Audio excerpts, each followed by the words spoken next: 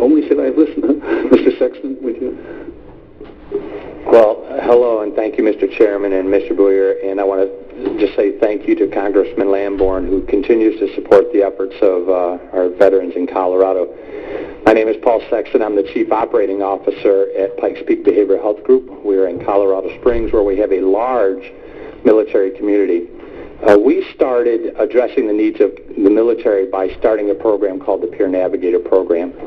And that program is, as Dr. Levy mentioned, www.so-and-so or technology to address an issue. We've taken a different path, and that is to surround veterans or their family members with a previous veteran, someone who is a navigator for them, someone who can grab a hold of that person and not point him to technology, but simply ask one question: what do you need?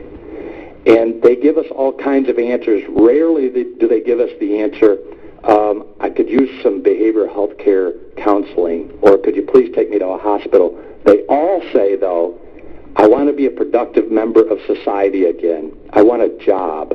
I want an education. I want to know how to be a dad again. I want to know how to be a father again. Will you please get me on a church league again? I was doing all of this before I was exposed to this wartime issue.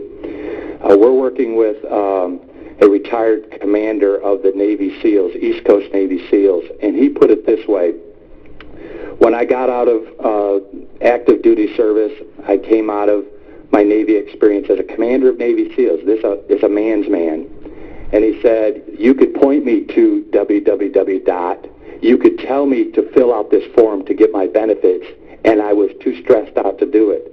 In other words, when I called 911, no one showed up. I was expecting someone to show up. And so what we've done in this program is to implement a model where we take people who understand the military language. So when a person is in trouble and needs help, a human being who understands what TDY means, what deployment means, who speaks that military language and helps navigate that person through complex systems of care.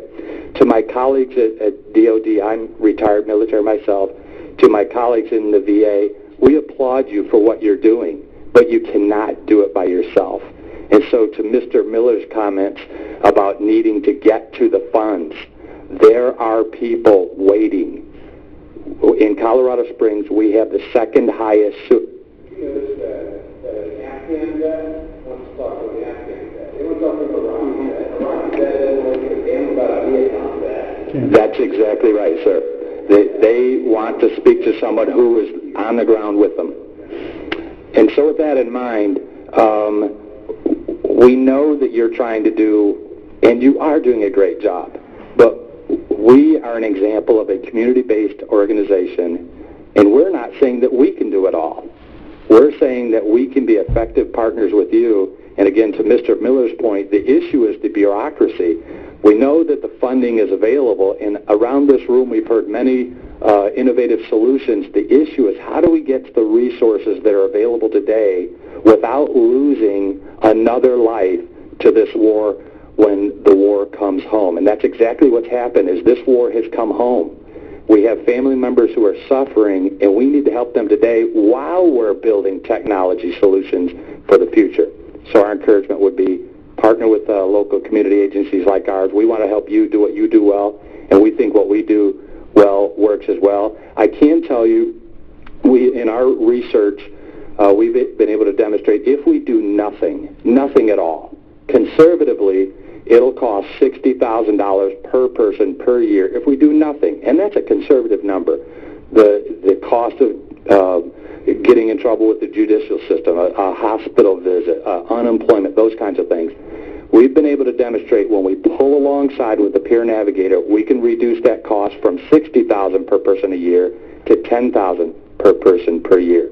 In a 100-person study that we just completed, had we done nothing for the people that came through our program, it would have cost society in one way or another about $6 million.